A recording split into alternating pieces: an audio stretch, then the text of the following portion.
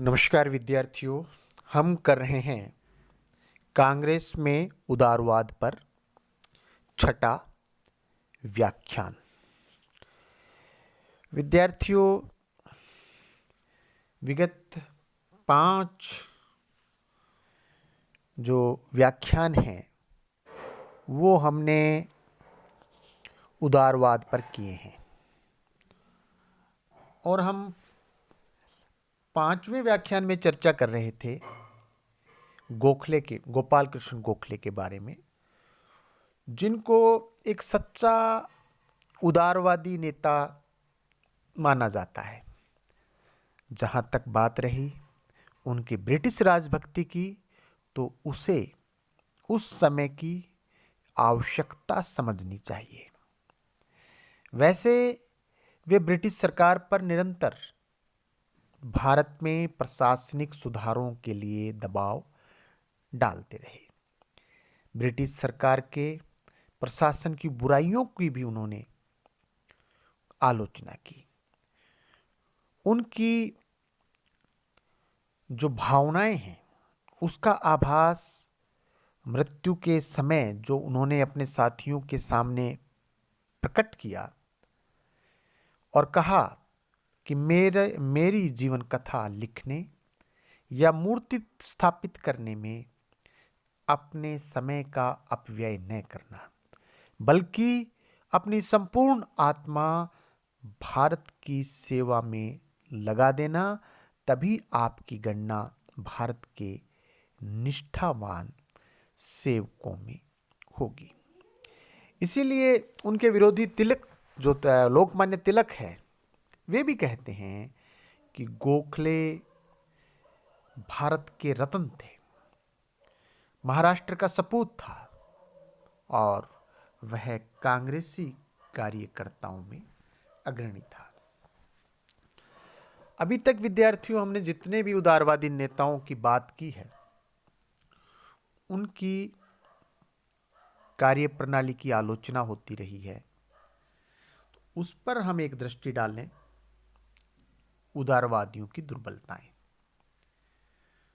उदारवादियों की भारतीय उग्रवादियों ने तो देशभक्ति का अभिनय करने वाले राजभक्त कहकर उनकी सार्वजनिक रूप से आलोचना की ही।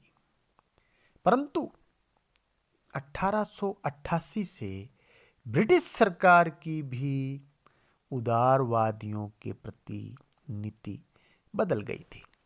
सरकार उन्हें छद्मवेश में अपना विरोधी समझने लगी।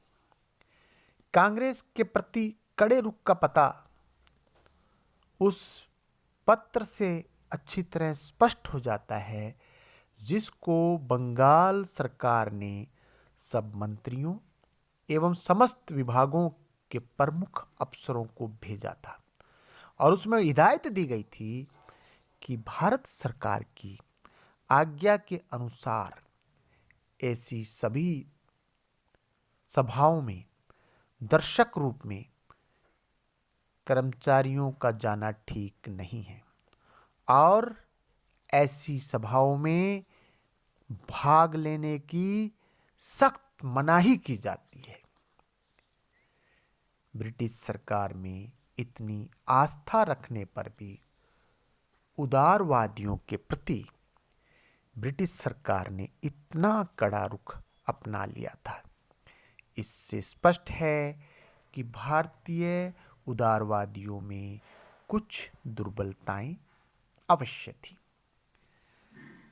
जहां तक उदारवादियों की स्वयं की कमजोरियों का प्रश्न है, वे अपने आप को बदलते समय के अनुसार ढालने में असमर्थ रहे। उन्होंने ब्रिटिश न्यायप्रियता और ईमानदारी में जो सहज विश्वास कर लिया था, वह निर्मूल था। भारत में उस समय जो घटनाएं घट रही थीं तथा जो बाद में घटी, उन्होंने स्पष्ट सिद्ध कर दिया कि भारत की दुर्दशा के प्रति ब्रिटिश सरकार का रुख सहानुभूतिपूर्ण नहीं था। उदारवादियों ने पहले तो उदारवादी नेताओं पर, फिर उदारवादी मजदूर दल पर और ब्रिटिश उदारवादियों की नैतिक भावना तथा उनके अंतःकरण पर जो विश्वास कर संवैधानिक उपाय अपनाए थे, उनका ब्रिटिश सरकार पर कोई प्रभाव नहीं पड़ा। इसीलिए उग्रवादियों ने उदारवादियों के संवैधानिक साधनों को राजनीतिक भिक्षावृत्ति जैसी हीन संज्ञा दी थी। भारतीय उदारवादियों की दूसरी निर्बलता उनका केवल भारतीय समाज के उच्च वर्ग से संबंध तथा संपर्क बनाए रखना था। उदारवादियों में पाश्चात्य शिक्षा प्राप्त वकील, उद्योगपति, शिक्षक तथा पत्रकार थे, जो कि निर्धन तथा अशिक्षित निम्न वर्गीय भारतीयों के दृष्टिकोण को समझने तथा उनको अपना दृष्टिकोण समझा सकने में मनोवैज्ञानिक रूप से असमर्थ थे।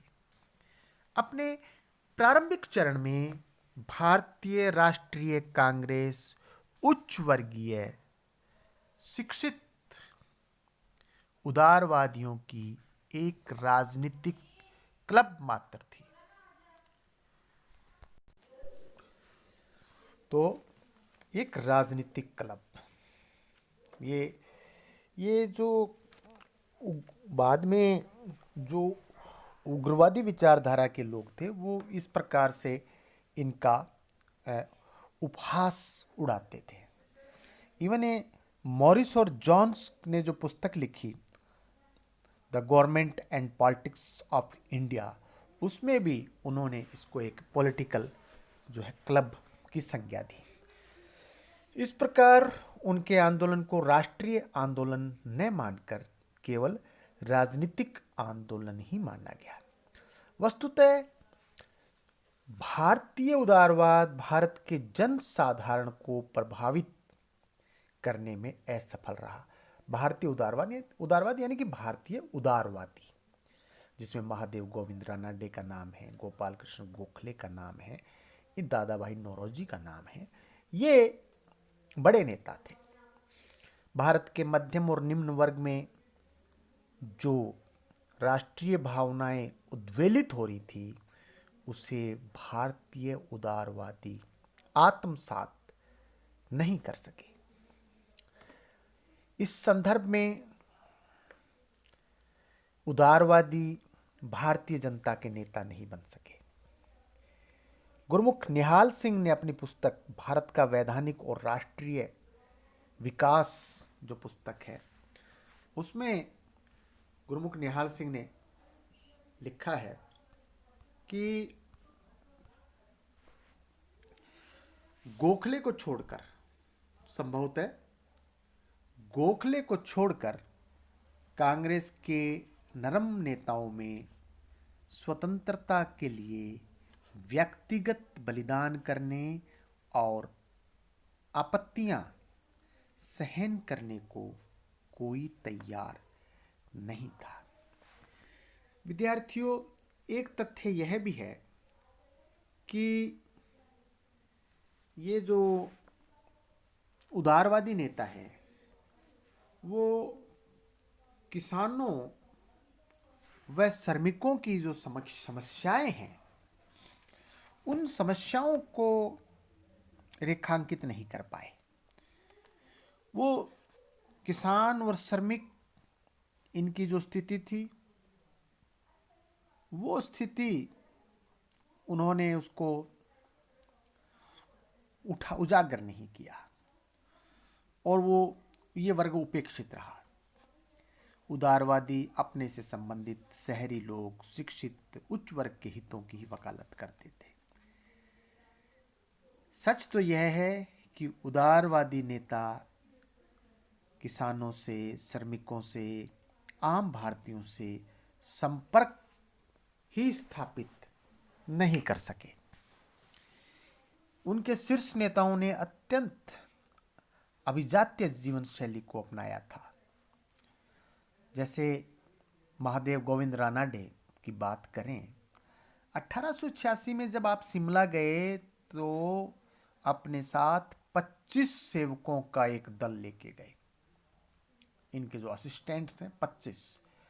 स्पष्ट है इन नेताओं में निम्न श्रेणी के लोगों के प्रति हीनता की भावना थी।